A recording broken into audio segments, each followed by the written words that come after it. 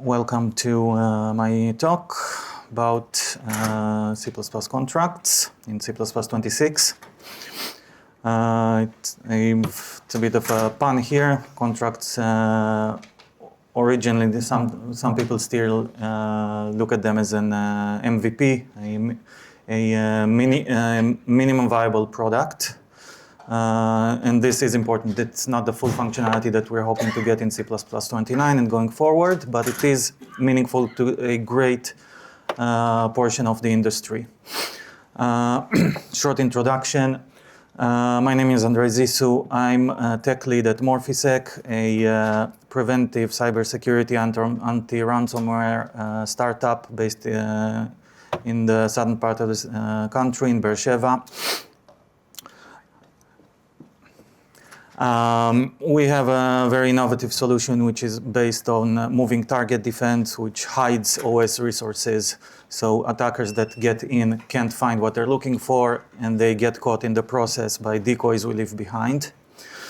I've been active in the standards community now close to 4 years, and I've been active in SG21, the now dormant for now contract subgroup. I'm not one of the main authors of the contracts proposal, but I've been quite active in the group and even wrote some small papers.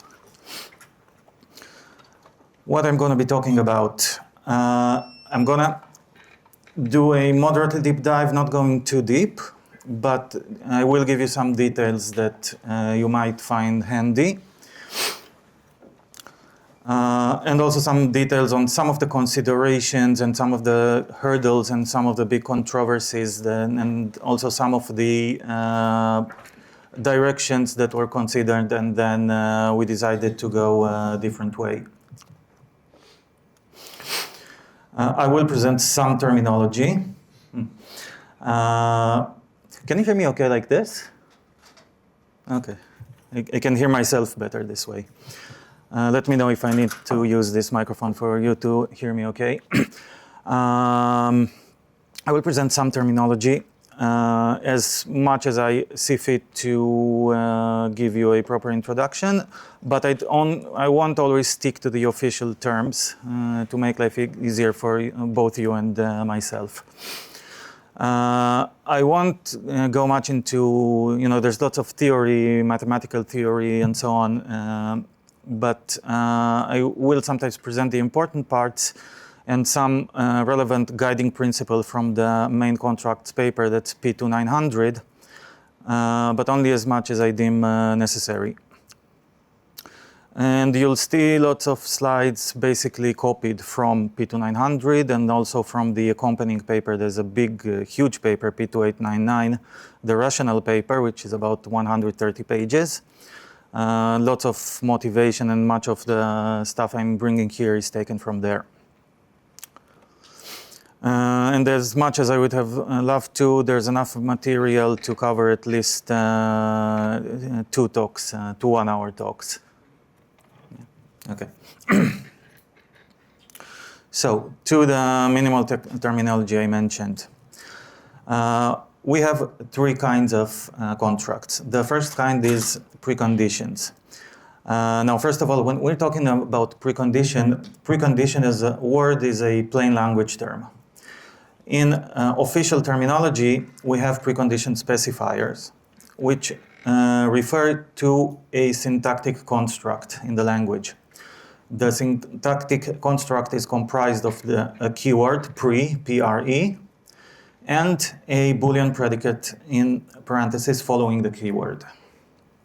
And this is evaluated when starting the execution of a function.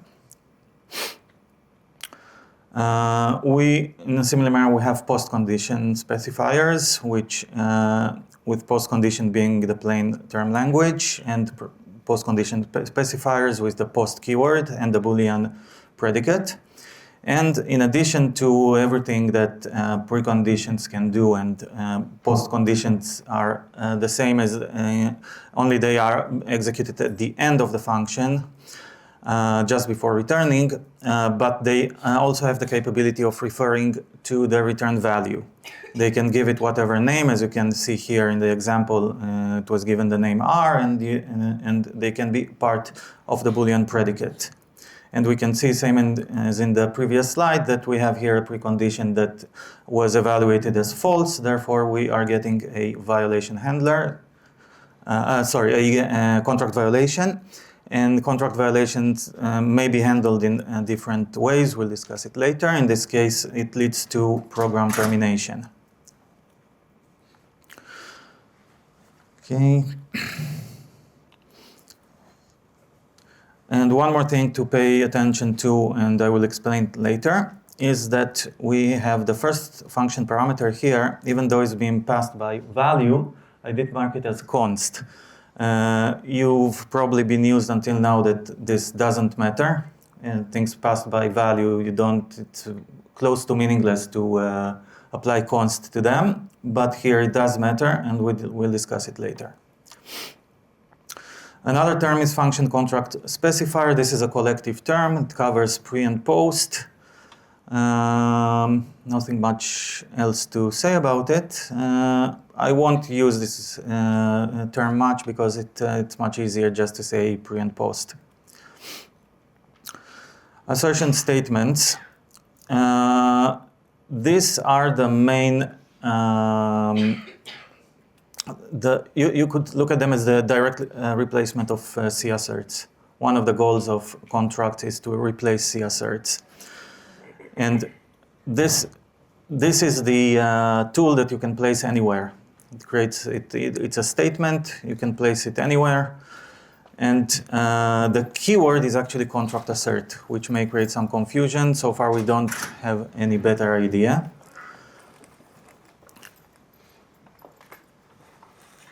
We have the term contract assertions. Here's where the confusion comes from. The term contract assertions is a collective term for all the three kinds of contracts: preconditions, postconditions, and assertion statements. Assertion statements are implemented via the contract assert keyword, and contract assertions covers all the three of them. So you'll be somewhat confused at first, but remember this is just the term in the standard. This term was previously known as CCA, contract check-in annotation. I will still be using this term even though it's unofficial now. Well, actually I have a better term to use only in this talk. I will be referring to it in CA as in contract assertion, as this can't be confused with anything else in this context. Contract predicates, which I mentioned before, they are the C++ code inside the contract assertion, the part that comes in parentheses after the keyword. They must be contextually convertible to bool. And unofficially, sometimes refer to them as contract assertions, sometimes contract predicate. Usually there isn't much difference, but sometimes there is some difference between them, such as in ignore semantics, where we say that contract assertions are evaluated, and in what we will see later, one of the semantic modes, which is ignore mode, the evaluation consists basically of doing nothing. So in ignore mode, contract assertions are evaluated, but the contract predicate is not. But in most cases, they're basically the same thing. Now, some bike shedding fun. Bike shedding is a term which is well known inside the standards committee. In general, used languages refers to focusing too much time on things that aren't important enough to focus that much time on. Inside the standards committee, it usually refers to very long naming conversations, which are actually very important because those names, especially things like keywords, are things you're going to live with for the coming decades. But they do still tend to get overly long, especially in the contract subgroup. So as I mentioned before, contract assertion started as contract checking annotation, CCA. Some subgroup members considered this inappropriate, as those are not really annotations. Informally, as I said, they're still being used. There was another proposal. Mr. John Lakos here proposed CAA, which I think he's still using, being the only one still using this. He's very insistent on it. This was a contract assertion annotation. I also had a proposal contract clauses, which survived for barely a minute. Now, more important than all the standard is that we've seen so far, this is an actual keyword. And the reason we need this keyword is that as much as we would have liked to use the assert keyword as most other languages do, we cannot do that due to backward compatibility, since we have already the assert macro. And with the syntax that was ultimately chosen for contracts, this creates ambiguity. So we had to choose a different keyword. And we looked at over 40 alternatives. This is the first part. Yeah. You will see. Let's see if I can mark this, because I must do the honor and show you mine, which was probably this kind of made me a bit of a smartass and didn't gain traction. This is the first part. As you could see here, I could afford a bit of a larger font. Yeah, this is it, only 2 parts. Okay. So we had 2 finalists, contract assert and assert expr. Obviously, contract assert was the ultimate winner, which is also the way I voted, as I saw assert expr as too much of a resemblance with const expr, which might have created confusion because this is not a declaration, this is a statement. And ultimately, when we did originally consider this, contract assert was intended to be an expression. And it ultimately turned out to be a statement, and it's very good that we didn't name it assert expr. Okay, that's why naming is important, as I said. Okay, some syntactic restrictions that will come with contracts. So, multiple declarations of a contract. When I say contract, I mean contract assertion, contract predicate, whatever. I don't have time to think about the differences and what exactly is appropriate.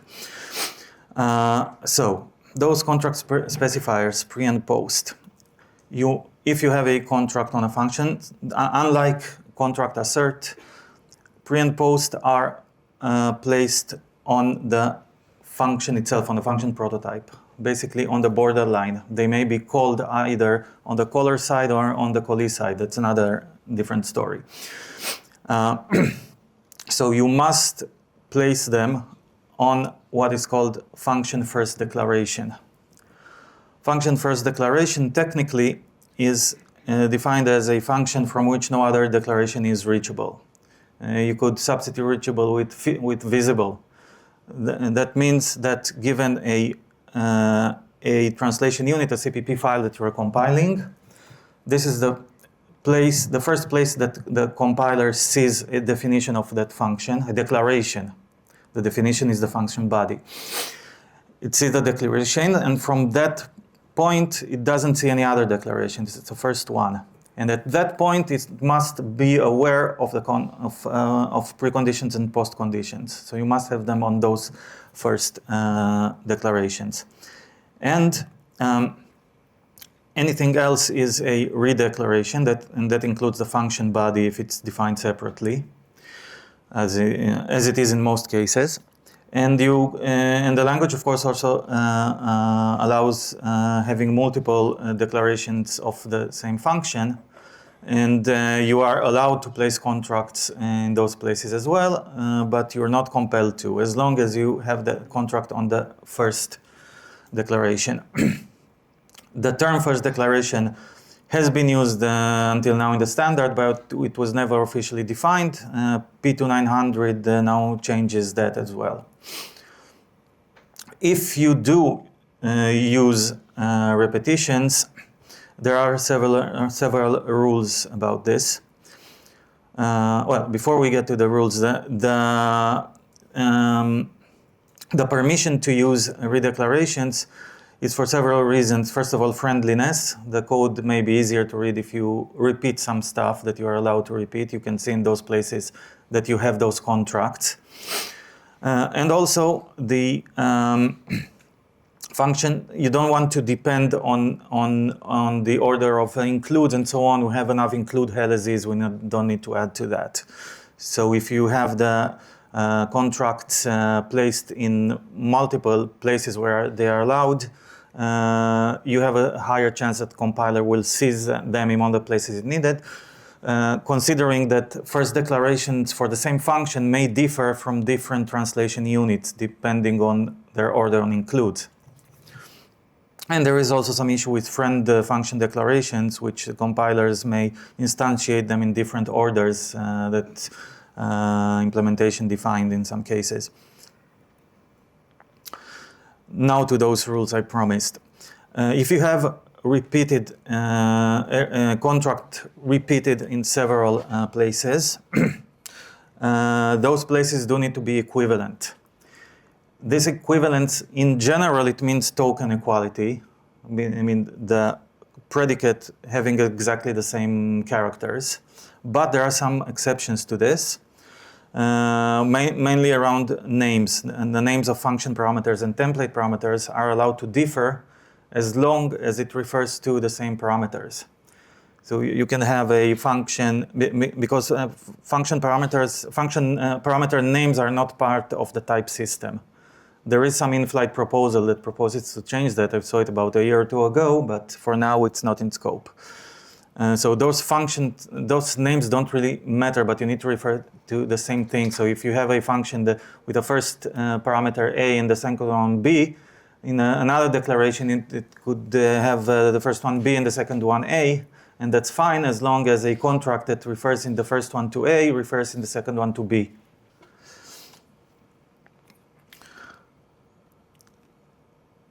Okay. And another smallish matter to pay attention to is lambdas. If a contract contains a lambda, that contract basically cannot be repeated. Because as the language is currently defined, a lambda, even equal letter by letter, you copy it in another place, it creates a new type. It creates a new type, this breaks equivalence. Therefore, it would make the code ill-formed. Okay. Some examples. This is well-formed here. We see that we have the same function with a read declaration for the function body, different parameter names referred by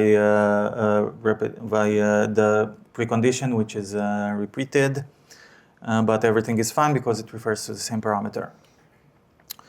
Here we have some ill-formed examples. This is small here. We can see here that the parameters are the same, but the precondition itself is now referring to a different one.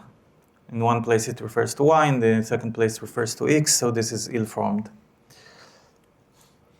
Okay, now to semantics. This is one of my favorites. In those reflector emails, lots of, let's say you could see in those emails who uses autocorrect too much without proofreading afterwards. This tended to show up quite a lot for those who don't pay enough attention. I'm not gonna name names. Okay. The main motivation of constification. bowel movements notwithstanding. So constification was one of the main controversies. I'm pretty sure it still is, which actually endangered the adoption of C++, of contracts in C++26 until a compromise could be reached.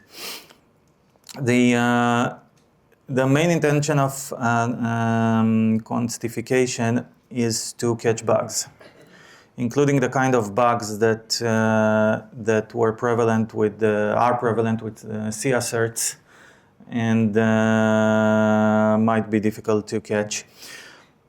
So, for example, here in the first example here, we don't have here one of the main issues that we have with C asserts. One of the main issues is that you forget the second equal sign. If that happens, we don't even need constification for that, because that in many cases will result in an expression which evaluates with something that's not implicitly convertible to bool, that will already make it ill-formed, because we need a Boolean predicate here. But here, even in this case, we have another well-known foot gun with the bracket operator of studmap, which many of you know. Those of you who don't will learn someday in a painful way that if you the bracket operator, if it's invoked with an index that so far doesn't exist in the map, it's going to default construct an item, and from that point on the index does exist.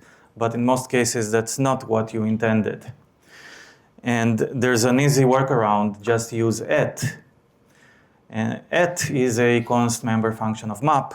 The bracket operator isn't const, therefore constification makes this ill-formed and catches this kind of issues. In general, it's very useful for avoiding side effects. Side effects, for several reasons, are something we really don't want in contracts. This is the first principle that stipulates this in contracts, that we don't want side effects. Now, the main reason we don't want side effects is that we want contracts to check the same thing that happens in production. In technical terms, that's the correctness of the program. We don't want contracts, even in ignore mode, which is supposed to do nothing, but in any mode, we don't want contracts to affect the correctness of the program, as in doing something else. The moment it does something else, they're useless for you because you're not testing the correct thing. And side effects, the lack of side effects helps us achieve that goal. Now, to what exactly constification does. As its name suggests, it applies constness to entities which are external to the contract predicate. That includes function parameters, that includes global objects, that includes function local objects, everything. Originally, they didn't include globals, but that was deemed unteachable, so we added globals as well. There are similarities with const member functions, which have a similar effect on data members. And same as I believe is the case there, if you do a query based on decal type, you will get an answer based on the original constness. You may get a type which is or is not const, depending on the referred to object originally being or not being const. If you add a parenthesis, that generates a reference, and in this case, the constification will apply to that reference. Now, this is nothing new. Constness in C++ is shallow. That's always been the case. It's not ideal, but it is what it is. And even less idea is the fact that when you apply constness in a shallow manner to pointers and to references, you get a different result. on pointers that will make the pointer itself const, but not the object it's pointing to. That's a different syntax that's special to pointers. And references, the reference itself is always const, but when you apply a const on a reference, it means the object pointed to is made const. And this difference stays with us in contracts and with constification. And that's one of the main objections, as you'll see. Constifications makes pointers const, but not the object they point to. But if you refer to an object via a reference, then constification applied to that makes the object pointed to const. So that is an important and confusing difference. I mentioned globals before. Okay, we can see a few examples here.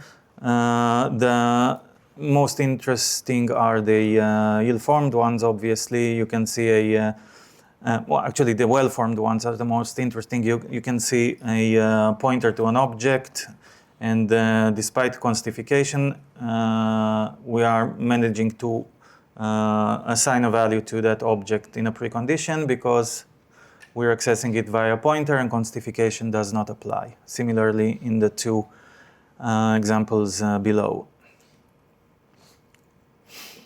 One of the opt-outs, the main way to avoid constification, if you really have to, and in some cases you do, is const cast, which is an unfortunate situation. For now, it is what it is. I'll discuss some alternatives in a later slide. Const cast is something I hope most of us very much dislike. Besides being ugly, it's also dangerous. You might get into undefined behavior, which is the one thing we don't want in C++. However, the thing not everyone knows is that you get undefined behavior with const cast only when you remove constness from an object that was originally const. If you do this for an object which is const only due to constification, then this is safe if you're sure that this is indeed the case, and you won't get undefined behavior. So this is ugly, this is unfortunate, but it is a viable way of avoiding constification if you really have to. Another objection to constification was diverging behavior for overloaded functions. Function may overload depending on constness. For example, functions which, as we can see in this example, we have two overloads. The difference is const and non-const reference. And normally, if you write this kind of code, it's supposed to do equivalent things. This what you're seeing here is bad code. The problem is this is one of the great controversies in the group. To what extent we're supposed to support bad code out there, or rather to educate users into only writing good code. So the objection here stems from the fact that you are basically testing different things with a contract, and the contract is testing one thing, but the actual production code is going to do something else. If the code didn't have this very big code smell, then okay, it's different functions, but they do the same thing, so it doesn't really matter. Okay, I think I've mentioned this part. So, as I said, there is a group of people who say it's more important to support real code as it is in practice, and furthermore that contracts are most useful in places where you have crappy code. But there's also validity to the point of view that says that to some extent we should push users to do the right thing, and constification to some extent, yes, will force many users to adopt const correctness where it's reasonably possible.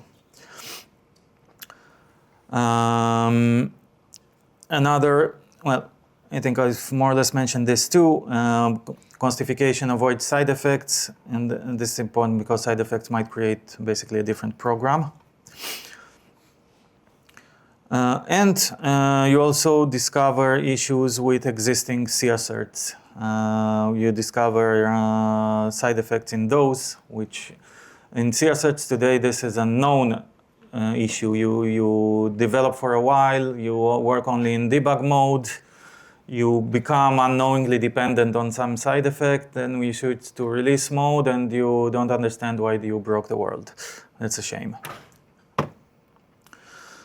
Okay, shallow constness, more or less I mentioned. The issues with this is that basically the both incompleteness and inconsistency.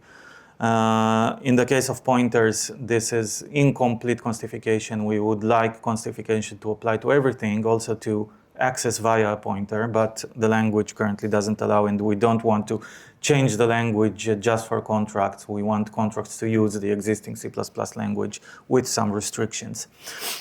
And it, of course, the inconsistency between pointers and references.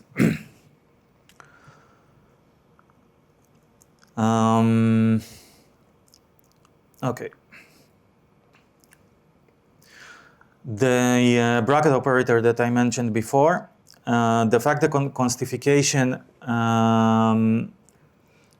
disallows its use and forces you to use the add function instead is actually a good thing, because usually you don't mean to insert a new default constructive item into the map. But in this case, we are quite fortunate because we do have an easy workaround. In some cases, we don't. For example, for logging, or for many other cases, some of them even in the standard, where we don't have const correctness, and we have to use something that is not const. So in those cases where we have to, we have, as I mentioned, const cast.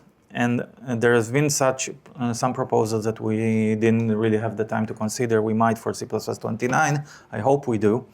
One of them is a mutable keyword similar to lambdas, which would, when applied to a contract assertion, it would basically cancel constification for the entire contract assertion, which is a bit of a rough way of doing things. You might want to cancel constification very precisely only for some sub-expression of the contract assertion. Therefore, the operator noConst is a thing I hope will be adopted.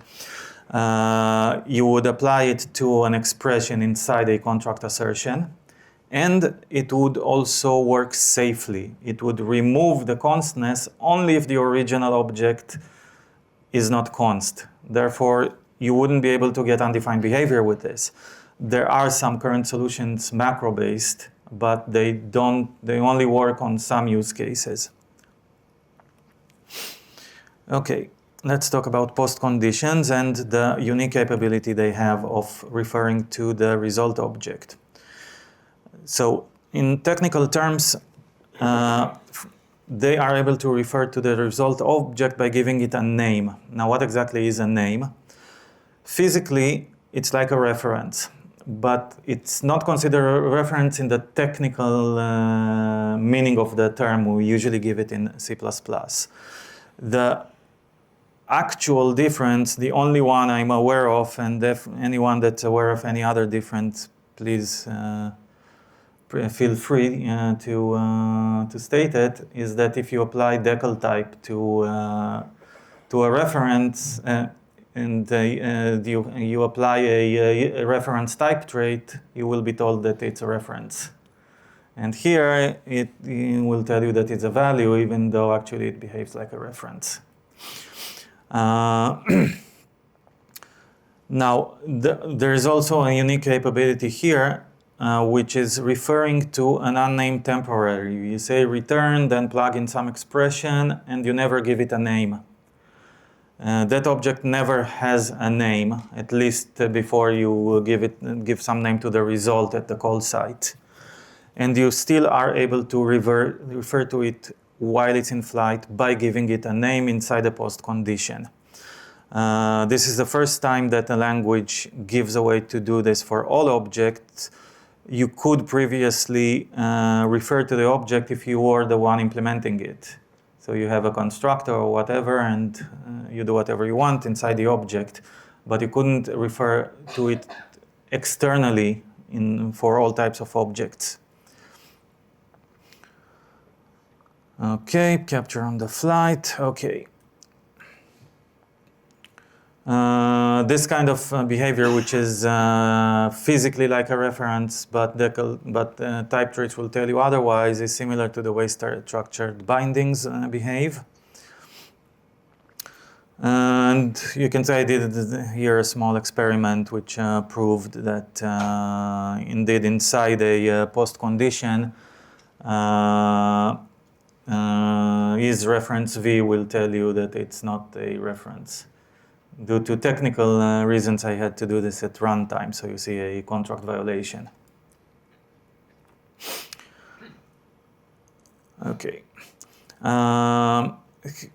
Another thing to be aware of is that even if the result is assigned at the call site to a const variable, or even if the function itself returns const by value, that const will be applied once the function finishes returning. However, at the point where the post condition is evaluated, the return value is in flight. It hasn't yet been bound to the result. Therefore, that constness does not apply. So even in those cases, it's okay to remove constness with const cast, because you only get constness due to constification. So this is well-formed and even well-defined behavior. Okay, remember that const I told you about at the beginning for passing by value. So the bottom line is that if you have a function parameter being passed by value and consumed, or in standard is ODR used by a post condition, then it must be const. The reason is that post conditions physically they capture a reference, and the only way to reason about to be able to reason about what post conditions check is to have a guarantee that by the time the function returns, the value of those parameters referred in the post conditions won't change. The way to guarantee that is to make them const. Nowadays in C++, the only meaning that placing a const on a by-value parameter does have is that it makes it const inside the function, basically the local copy of that parameter. So it's still not in the type system. I think there might be a proposal for that too. But it is imported from contracts. And it's also P2900 also imposes consistency. Such a parameter must be declared const, and it must be declared const at all the function declarations. Otherwise, the compiler might get the wrong idea when compiling different translation units.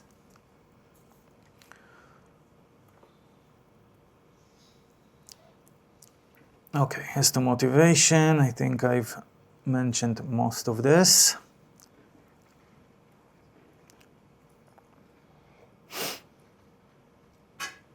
Okay, the 1.2 I need to make very clear is that this does not, in general, make programs with non-const function parameters ill-formed.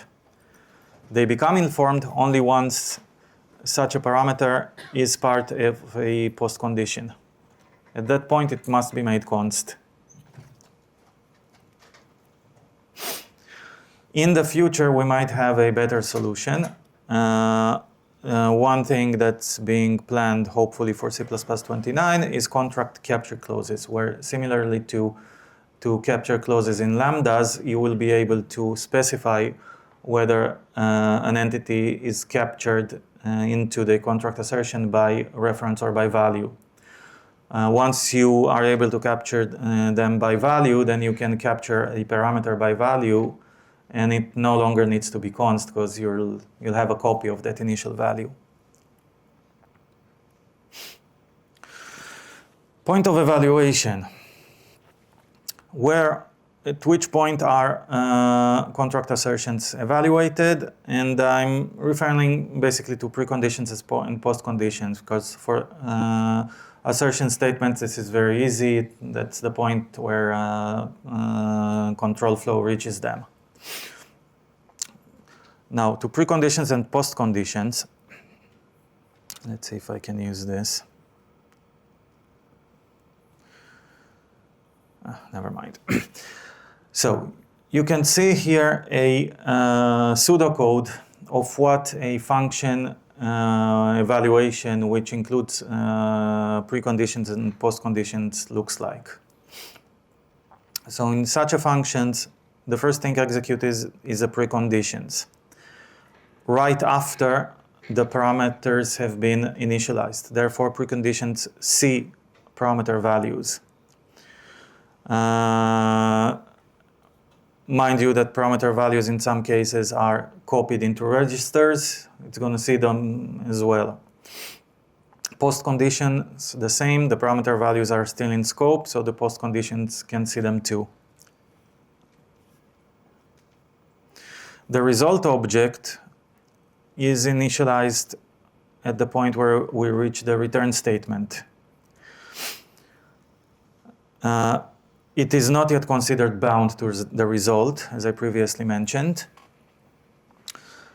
And the post condition does see it, because it's already been initialized and it is in the process of being returned.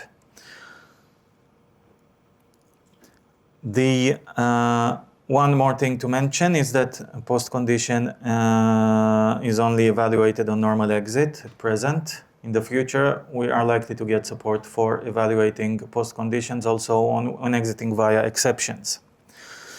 And local variables, which I didn't mention, neither preconditions nor post conditions can see them. Their lifetime starts after precondition evaluation, ends before post condition evaluation. Okay. And now to evaluation semantics. That's one of the most important topics, because it determines whether and in which way your contract will be evaluated, will be checked. Evaluation semantics, we have 4 standard ones. We have, first of all, we have the checking semantics, those that actually check their contracts. We have observe semantic. Observe semantic only observes, and it won't terminate in case of a violation. And we have the 2 terminating semantics. The difference between them is that enforce calls something called the violation handler, which is also called by observe. In case of enforce, when returning from the violation handler, we get termination. If we return normally, that's not the only way of returning. Unlike observe, which just continues on into the presumably buggy code. Quick enforce was designed to be extremely optimal also in terms of memory footprint. This is for hard embedded platforms. In case of a violation, it just needs to terminate and doesn't call the violation handler, of course. And the ignore semantic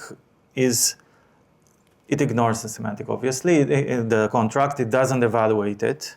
But unlike CAssert, it is ill-formed if the expression is invalid syntactically, which is very important because it prevents code creep, which is another known issue with CAsserts.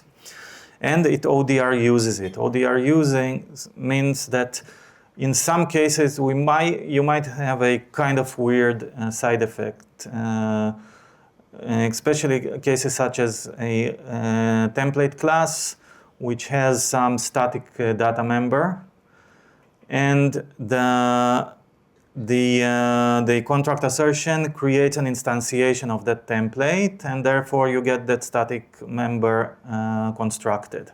Even though ignore is supposed to do absolutely nothing, it might do such things. Now, what happens when a contract violation is detected, which of course depends on semantics? We have the capability, depending on various factors, which I don't have time today to go over, to evaluate either at runtime or at compile time. At runtime, for observed semantics, we will invoke the violation handler and continue execution upon normal return. For enforce, we invoke the violation handler and terminate. On normal return, quick enforce terminates immediately. Everything previously mentioned. And at compile time, observes, there's less to do. At compile time, we don't have a violation handler. So observe will issue a warning, enforce and quick enforce will be identical and make the program ill-formed. And ignore, of course, will do nothing other than the ODR use in both cases. How are contract semantics selected? This was left to implementers. One of the principles of the committee and of the contract subgroup is to give implementers as much freedom as possible, because they need to consider different factors for different platforms. There's no specification even as to when this happens. It could happen at any build stage, and it could also happen at runtime, which means you could have some logger application in which you see logs for contract violations, and you want to change some contract semantic on the fly. You could be able to do that if your tool chain, of course, allows it. Build modes are no longer a factor. They used to be until about 2 or 3 years ago, when someone made a realization that it's best for contracts to detach themselves from this, which means you can still have debug and release modes, same as you do today, if you want to, but you don't have to. You can, for example, you can create a release build which doesn't have which has contracts in ignore mode, and you can create another release build which has contracts enabled and have them in production, which is one of the goals of contracts. Those different semantics may be, in terms of what a vendor is allowed to do, you could select different semantics for different contract assertions, even in the same translation unit, and even during different evaluations of the same contract assertion. That I think that goes perhaps would be a best fit for that dynamic use case I mentioned. It's basically an allowance given by the standard to the vendors whether or not they will make use of it. Implementations, in order to be considered compliant, they need to offer any non-empty subset of the four semantics. That is to say, it's enough to offer only one of them. So you could have a compliant implementation which just offers the ignore semantic. So such an implementation would never actually evaluate those contracts, but it would still avoid code rot. It would make sure they are well formed, and you would still get the ODR use. Another important principle, also in principle 3 in P2900, is that in order to avoid changing the observed behavior, as I mentioned before, you cannot have the chosen semantic be queryable. You can't query it at compile time. You can't ask the question at compile time, what is the semantic? Because that would allow you to diverge your logic, for example, via if-const-expr, or via overload resolution, or even via no-except operators and such. Elision and duplication. Elision is the capability mostly of skipping something, such as we have, you may be familiar with copy elision. Duplication in the case of contracts means that contracts may evaluate the same precondition and post-conditions as many times as they see fit, which is one of the main reasons we don't want them to have side effects. So the NECA, but practically preconditions and postconditions may be evaluated any number of times, including 0 and including whatever positive number you have in mind, even possibly with different semantics each time. This repetition, we want it because one of the goals of contracts is to have a complete detachment between the caller and the callee. In a very typical case, you would have an application and you would have libraries and you want them to be independent of each other. Each one of them could be built with different contract semantics. And in order to support this kind of independence, you want, for example, to be able to have checking semantics on both sides, which would give you 2 evaluations. And 2 evaluations are not enough because some people want to have even more evaluations in order to make it easier to flesh out those side effects. P2900 requires implementations to define an upper bound. Could be whatever they choose, but it must be stated. And it's recommended that users are allowed to configure the number of repetitions and to make the default number 1, as in a single repetition. Simple question. The 0 is also applying for force mode? Like, is it, so you could technically enforce not to evaluate, and that would be a compliant implementation? In order for, the question was, does 0 also apply to enforce mode? In order for a checking semantic not to evaluate, that could only happen with elision. Otherwise, it's checking. And even if in that case, it would likely be checked, but at compile time. Or it would be deduced in some manner. So I think this slide is exactly about that.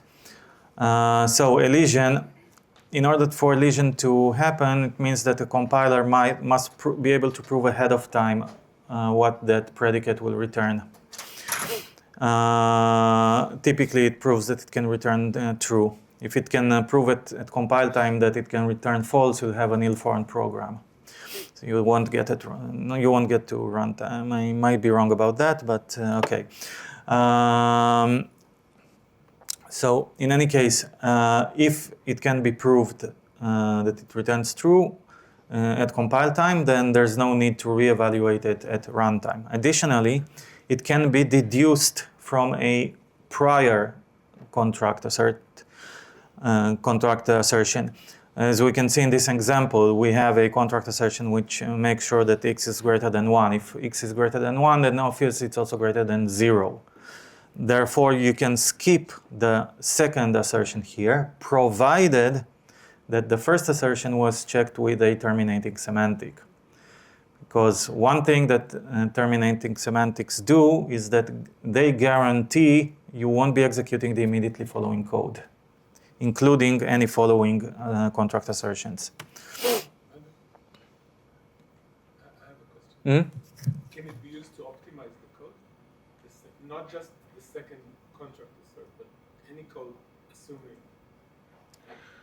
the compiler can assume that x is larger than 1 after that line, then change the whole build of the rest of it. I think, and John, please correct me if I'm wrong, that right now this is a big no-no. Because we don't want those to be assumptions. We don't have assumed today. Right. And 29 for operators, another story. Yeah, but that would be an additional semantic. So no assume. Right. But they can be used by static checkers. I think there was an entire talk about that at CPPCon. Okay, so Okay, so so these are the conditions, and the restrictions are that it can't be elision can't be applied to an expression that throws or long jumps or terminates for obvious reasons. Elision doesn't necessarily mean skipping. It might also mean that the compiler can generate an alternative equivalent expression if it can prove that it's equivalent, to do a simpler, cheaper way of doing the same check. The equivalency needs to hold in those cases in which the original contract would be, the original predicate would have been well behaved, as in not generating undefined behavior. In the cases where the input would have generated undefined behavior, then feel free to destroy the world, but please don't. Existing side effects in the original expression can be either kept or discarded, but no middle ground. You either keep all of them or discard all of them, otherwise you create a big mess. And when creating an equivalent expression, the compiler is not allowed to introduce any new side effects, because, come on. And we have the similar principle already stated before, but we have it as a standalone principle: no destructive side effects. And destructive doesn't mean in this case destroy the world. This is not undefined behavior. This destructive means we'd basically destroy the original behavior, the original intent of the program, and do something else. Might be something beneficial, but it's not what you intended to do, and contracts are not allowed to change what you intended to do, otherwise they are checking something else, and they are pointless. Could I make one very quick point? Mm-hmm. The difference between a side effect and a destructive side effect is the destructive side effect changes essential behavior. Whereas if you have a print statement in a function that doesn't otherwise print, it's bad QOI, Yeah. but it's not destructive per se. It's only when it goes against the specified contract Yeah. that it becomes destructive. Yeah, that's a term, essential behavior. Essential behavior, that's basically your business needs. In John's example, logs are usually not essential behavior. But in some cases, logs are part of what your customer expects, and in those cases, even the logs would be essential behavior. It's the compiler to decide what's essential and what's not? No, it has no way of knowing. You know it. And you probably got it from product or whatever. So then the compiler also decide what's destructive? No. But the compiler can hopefully see side effects, at least some of them, and prevent them. If you know that you must have those side effects, then right now you're gonna have probably to resort to constcast. Those principles are for how to use contracts. They're not principles, like, these are not instructions for the compilers, it's the instructions for the people that write contracts to follow. So that you wouldn't, basically, in other words saying, don't put your critical logic in a contract assertion. Mm-hmm. I hope that. It's starting to go over time. I'm just struggling to understand why you would ever have to have side effects. I mean, the whole side effects just seems like avoid side effects at any cost. Yeah, so first of all, John loves you right now. There is a reason. There are people that want to introduce additional state so that they can check things. I'm going to call that ghost data. It doesn't exist except when you're debugging. So they introduce the side effect, but at the same time, they remove the side effect in pairs. This is dangerous, okay? But it can be done with ndebug and debug because everything is checked or nothing is checked. With contracts, you have to be very, very, very careful. Okay, well, looks like I will need to go faster now. Okay, all or nothing, don't have side effects, or at least don't depend on them for business logic, same as in C-asserts. No side effects. And one benefit of having no side effects is that you can have those multiple evaluations under the as-if rule, because when assuming successful evaluations, no matter how many times you evaluate, you can't distinguish 100 evaluations from a single evaluation. The only distinguishing difference is the number of clock cycles, which might matter. But other than that, with side effects absent, you won't be able to distinguish this. Okay. Contract violation handler, and I'm only getting to this now. So, contract violation handler is a function. It's in the global namespace. It must be called handle contract violation. It has a single parameter. You'll see it shortly. It's called contract violation, very original. It returns void.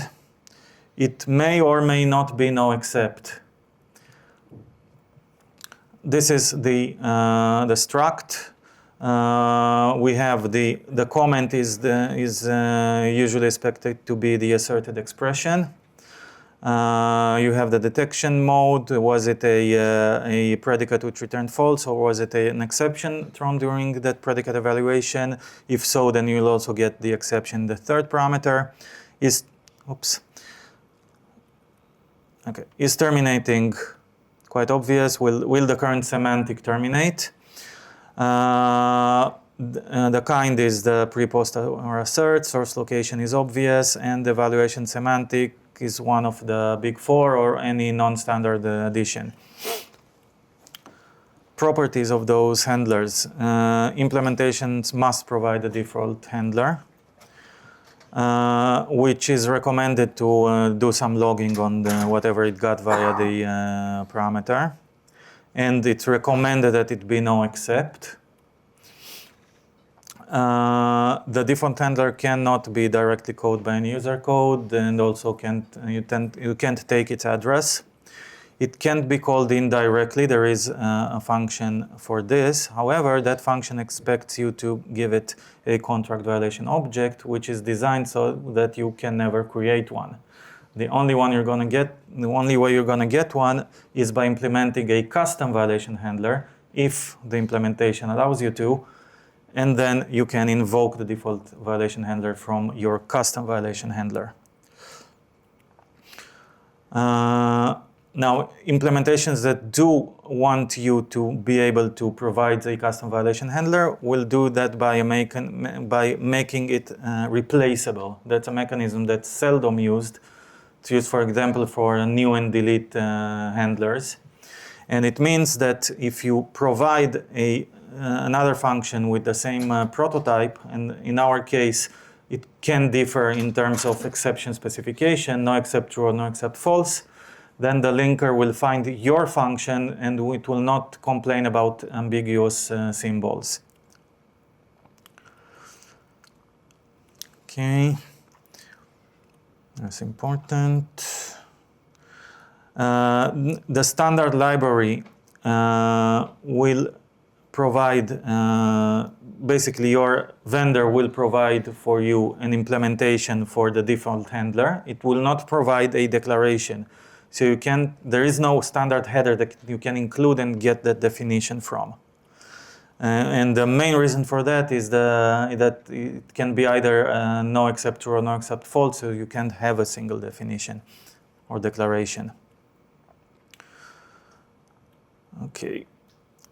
As I previously mentioned, the rationale for one of the main rationale for contracts, and definitely for having violation handlers, is this decoupling between libraries and application.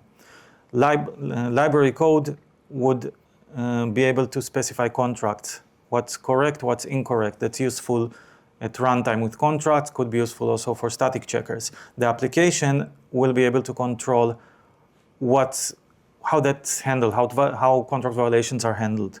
It can do that they can do that by selecting the semantic, and they can also implement a custom violation handler.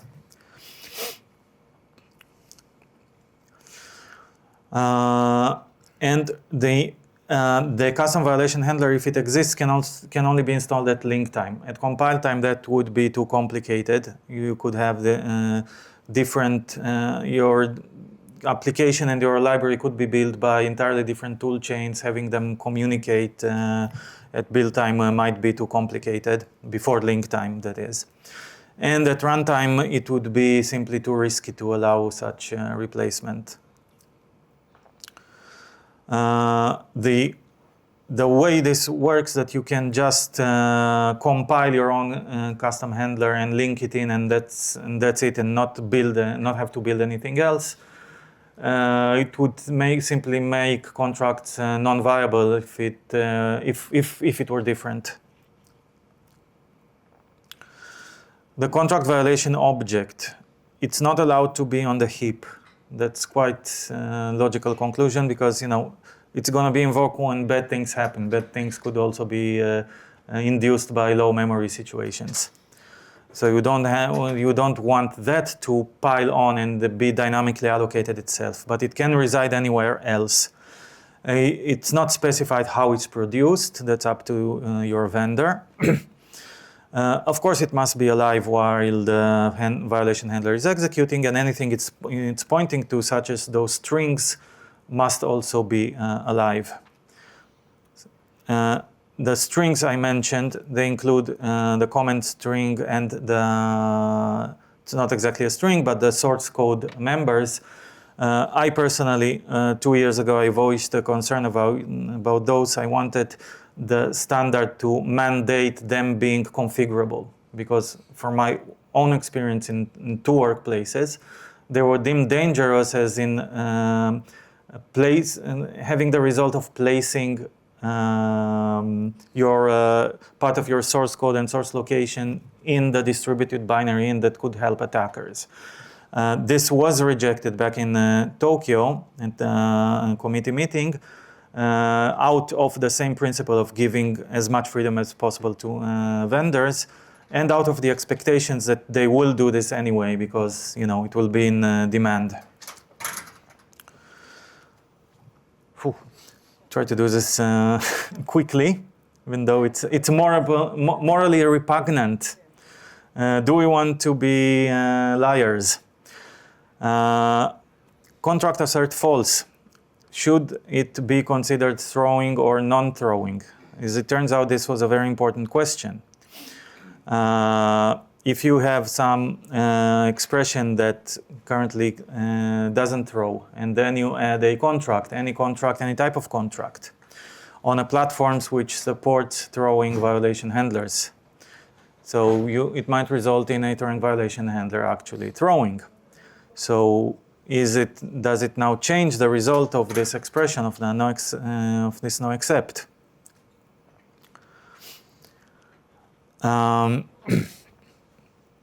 So first of all, as to why do we even need throwing violation handlers, this originated in no less than Bjarne, who pointed out that in some systems you simply cannot afford to terminate. For example, imagine a nuclear reactor. In some cases, ironically, we are intentionally providing a backdoor via being able to throw an exception. So this exception means the violation handler doesn't return normally, therefore it will not terminate unless the exception is not handled or encounters a no-except barrier. So you can use an exception to prevent termination. And I said backdoor, but it might be viewed as not exactly a backdoor, because terminating semantics, it's probably not quite a good name. The really important thing that their guarantee is not termination, but rather that the immediately following buggy and highly likely undefined behavior code will not be executed. So, do we want to be liars? We are either, since we can't know at compile time whether it will throw or not. First of all, we don't want to do that in general. We have the mysteriously named Lakos rule, which says that narrow contract functions should not be marked no except. This means narrow contract means you have undefined behavior on some of your possible inputs. Therefore, you might want to check those inputs with a contract, and it might throw. And you might want to unit test that and handle and detect those exceptions. I'll skip this. So we could either violate the prime directive. Yes, we have one. The prime directive says what I've been saying already. You can't have contract influence your behavior. But if you now return a different result from no except, you're going to influence the behavior due to contracts and violate the prime directive. But if you don't do that, you are going to lie.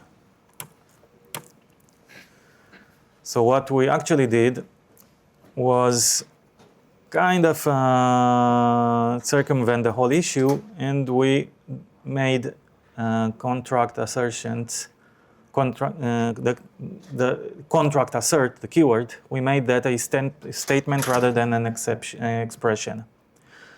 And now you simply cannot use it in no except contract assert false, because that will only accept an expression. So it's been made indirectly ill-formed. Okay, it's a bit more restrictive than C asserts, which can be used as expressions, but you can easily mitigate that with an immediately invoked lambda. Okay, I think I'll skip the final word, and we definitely don't have time for questions. But you can catch me for the rest of the day here. Thank you.